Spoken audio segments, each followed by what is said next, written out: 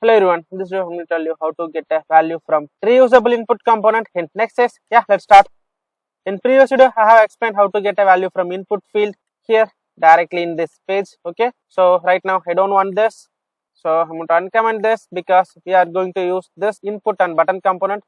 This is our input and this is button component, this is normal button color. Okay, and yeah, I say this and I'll show you the view.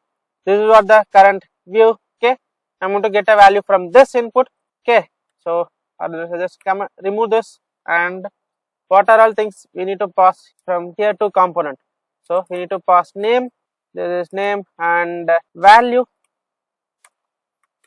So for value we need to pass this state value and onChange.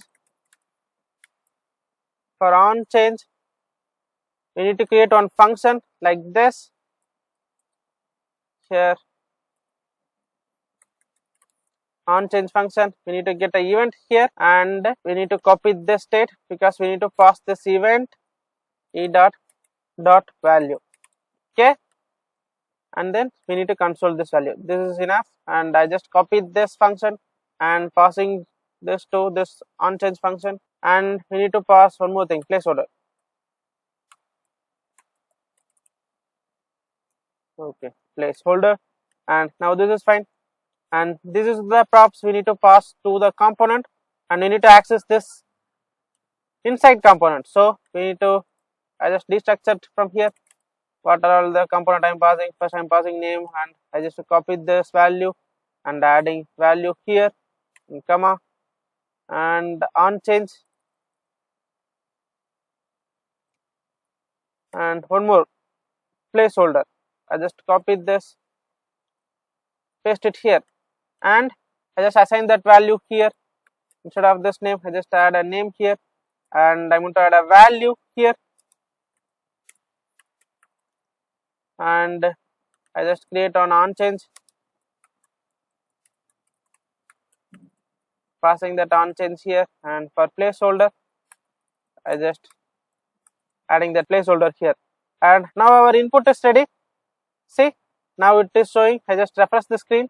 See, it is showing name, right? So if I change this props to first name, see, this placeholder is changing, right? Now we need to pass a onClick function to this button component. So onClick, and we need to copy this and save this file. I'm going here, I need to access here that onClick function. For onClick we need to create one onClick function here. Yep, our button component is ready. Now I'm going to check whether this value is printing or not. So I don't want console here, it will print each and every letter. So here, click value,